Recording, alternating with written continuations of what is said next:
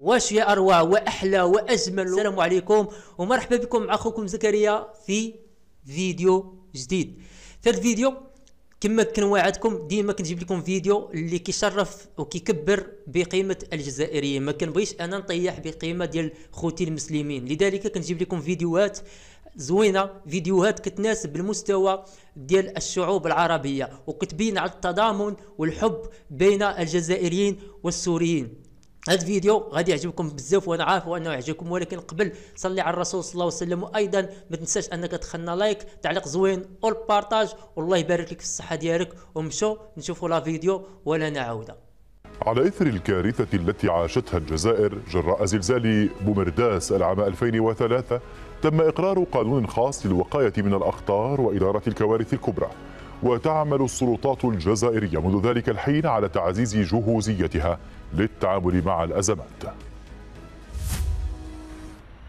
خلال 40 سنة الماضية عاشت الجزائر تجارب قاسية مع الكوارث الطبيعية والمخاطر الكبرى، استخلصت من خلالها خبرة في التعامل مع الأزمات وجعلتها تضع خططا للوقاية من المخاطر وإدارتها.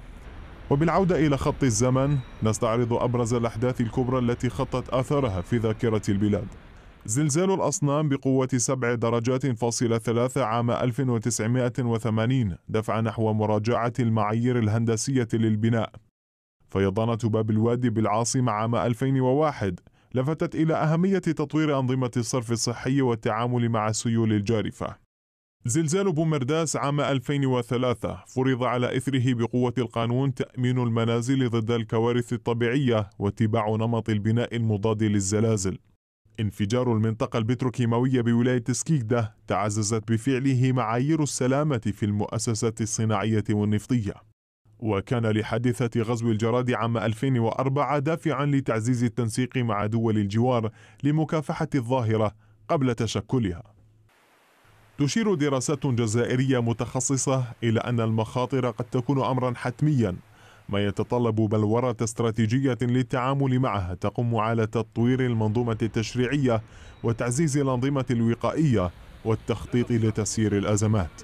ووضعت الجزائر منذ عام 2004 قانونا للوقاية من الأخطار وإدارة الكوارث الكبرى، أنشئت بموجبه هيئة تختص لجمع المعلومات المتعلقة بالأخطار وتنسيق الجهود مع مختلف القطاعات في هذا المجال، فضلا عن مهمة نشر الوعي في المجتمع بشأن كيفية التصرف في الحالات الحرجة. إذن وطوال 4 عقود راكمت الجزائر كل هذه الخبرات في إدارة الأزمات ومواجهة الكوارث، وفي مقدمها الكوارث الطبيعية. كيف يمكن الاستفادة من التجربة الجزائرية؟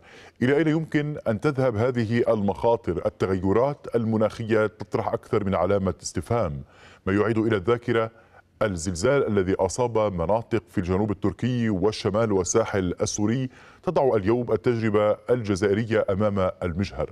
كل هذه التراكمات المتصلة بمواجهة وإدارة المخاطر والمرتبطة أيضا بإنشاء الأبنية المعمارية ارتبطت إما بزلازل أو حتى بفيضانات بدأت منذ سبعينيات القرن الماضي، وهي استمرت حتى النصف الأول من العقد الماضي. كل هذه الخبرات وضعت أهمية لقانون الوقاية من الأخطار وإدارة الكوارث الكبرى، وعليه أنشئت هيئة تختص باستحداث بنك للمعلومات المتعلقة بالأخطار وتنسيق جهود مختلف القطاعات في هذا المجال، وفي مقدمها أيضا برامج التوعية في المجتمع لكيفية التصرف. متابعة نرحب بضيفنا من العاصمة الجزائر العالم الفلكي والجيوفيزيائي لوط بولاطيرو. أهلا بك أستاذ بولاطيرو. ما أهمية اليوم تراكم كل هذه الخبرات، وكيف يمكن الاستجابة من الكوارث السابقة ومن متغيرات اليوم الفلكية والطبيعية والتغير المناخي، ونحن لازلنا نعيش ما حصل في تركيا وسوريا؟ بسم الله الرحمن الرحيم، والصلاة والسلام على سيدنا محمد.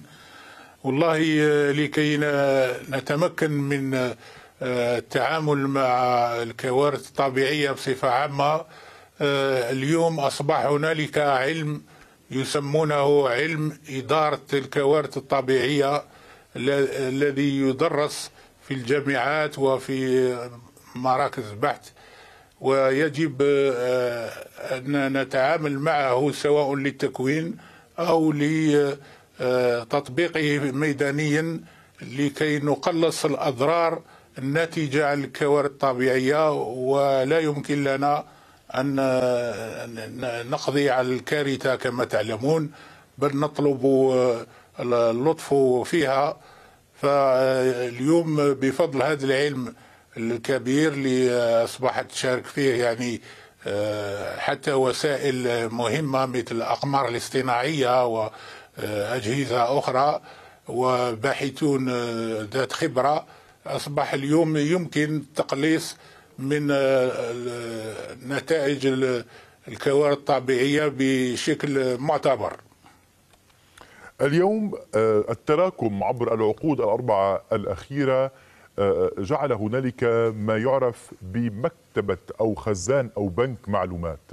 كيف يمكن اليوم ترجمة هذه المعلومات لتقديم برامج توعية تحتاج إليها الحكومات لبرامج متلاحقة تبدأ من البرامج الدراسية وصولا إلى التوعية في المجتمعات؟ وما أهمية اليوم خلق هذا البنيان الإداري والمتصل أيضا بتجديد وإنشاء المدن والعمارة والنظم الهندسية العالمية في مواجهة الكوارث الطبيعية؟ والله لابد من معرفة ما يسمى بتاريخ الكوارث الطبيعية لكل منطقة، وإيضاع ما يسمى بخريطة الكوارث الطبيعية، وخلق بنوك لاستقطاب المعلومات الماضية الحاضرة، ولكي نتمكن من القيام بتنبؤات في المستقبل. وهذا الشيء اليوم أصبح كما قلت ممكن بفضل تقدم تقنيات الفضاء وتقنيات في الإعلام الآلي. يمكن أن نحصل على كل هذه المعلومات التي هي تعتبر ضرورية لتسيير ما يسمى ببرامج إدارة الكوارث الطبيعية. ونحن في الجزائر كما تعلمون بصفتنا منطقة زلزالية من الدرجة الثانية، تمكنت الجزائر وخبرائها من كسب يعني معرفة لا بأس بها على المستوى العالمي للتعامل مع هكذا طبيعة أو كوارث بصفة عامة، سواء كانت جوية أو جيوفيزيائية أو غيرها يعني. ولكن برامج التوعية اللي سألتك عنها منذ قليل أستاذ بوناطيرو، هل ستدخل في المناهج التعليمية؟ وهل سيكون هنالك حلقات توعية مجتمعية في المدن والبلدات؟ وكيف يمكن الاستفادة اليوم من هذا البرنامج الجزائري؟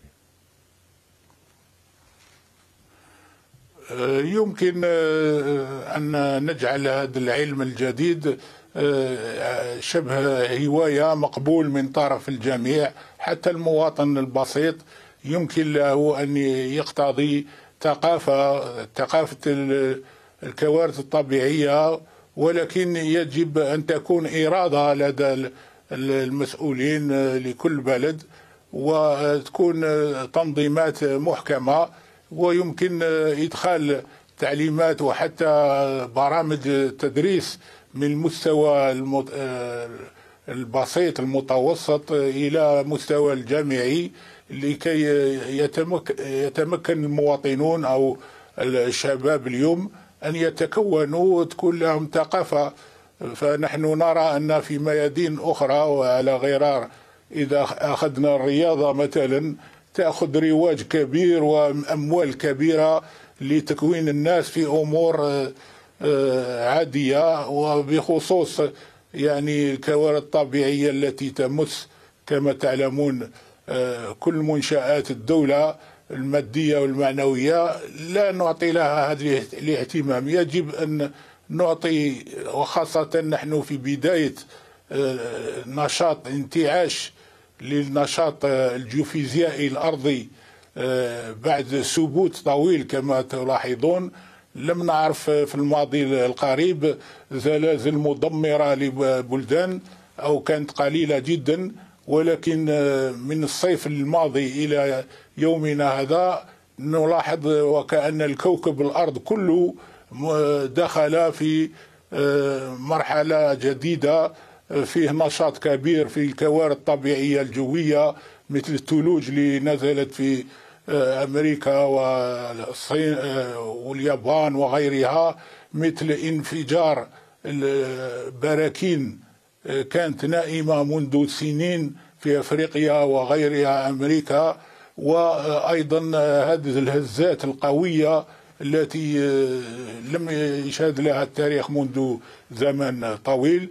كل هذه الأشياء تدل أن الأرض بعد سبات طويل دخلت في مرحلة الانتعاش لنشاطها الجيوفيزيائي.